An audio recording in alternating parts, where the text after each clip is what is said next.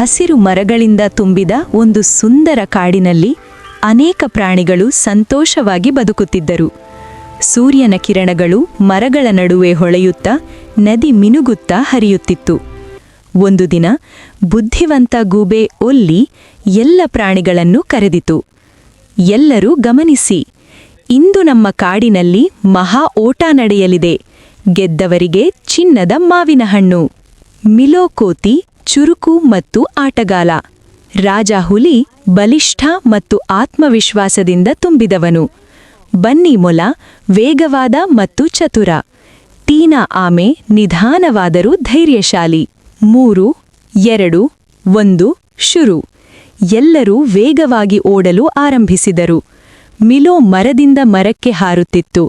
ಬನ್ನಿ ಗಾಳಿಯಂತೆ ಓಡುತ್ತಿತ್ತು. ರಾಜ ಬಲವಾಗಿ ಓಡುತ್ತಿತ್ತು. ಆದರೆ ಟೀನಾ ನಿಧಾನವಾಗಿ ತನ್ನ ಪ್ರಯಾಣ ಆರಂಭಿಸಿತು. ಇತರ ಪ್ರಾಣಿಗಳು ನಗುತ್ತಾ ಹೇಳಿದವು, ನೀನು ತುಂಬಾ ನಿಧಾನ. ಆದರೆ ಟೀನಾ ನಗುತ್ತಾ ಹೇಳಿತು, ನಾನು ನಿಧಾನವಾದರೂ ನಾನು ನನ್ನ ಶ್ರೇಷ್ಠ ಪ್ರಯತ್ನ ಮಾಡುತ್ತೇನೆ. ಹಠಾತ್ ಆಕಾಶ ಕತ್ತಲಾಯಿತು. ಮಳೆ ಜೋರಾಗಿ ಸುರಿಯಲು ಆರಂಭವಾಯಿತು. ನೆಲ ಜಾರಿ ಹೋಗಿತು. ರಾಜಹುಲಿ ಕೆಸರಿನಲ್ಲಿ ಸಿಲುಕಿತು. ಮಿಲೋ ಮರದಲ್ಲಿ ಸಿಲುಕಿತು. ಬನ್ನಿ ದಾರಿ ತಪ್ಪಿತು. ಎಲ್ಲರೂ ಭಯದಿಂದ ಕೂಗಿದರು. ಈಗೇನು ಮಾಡೋದು? ಆ ಸಮಯದಲ್ಲಿ ಟೀನಾ ನಿಧಾನವಾಗಿ ಅಲ್ಲಿಗೆ ಬಂತು. ಭಯಪಡಬೇಡಿ, ನಾನು ಸಹಾಯ ಮಾಡುತ್ತೇನೆ. ಅದು ರಾಜನನ್ನು ಕೆಸರಿನಿಂದ ಹೊರತೆಗೆದಿತು. ಮಿಲೋವನ್ನು ಸುರಕ್ಷಿತವಾಗಿ ಕೆಳಗಿಳಿಸಿತು. ಬನ್ನಿಗೆ ಸರಿಯಾದ ದಾರಿ ತೋರಿಸಿತು. ಎಲ್ಲರೂ ಟೀನಾದ ಜೊತೆ ಸೇರಿ ನಿಧಾನವಾಗಿ ಮುಂದೆ ಸಾಗಿದರು. ಕೊನೆಗೆ ಎಲ್ಲರೂ ಒಟ್ಟಿಗೆ ಗಮ್ಯಸ್ಥಾನ ತಲುಪಿದರು.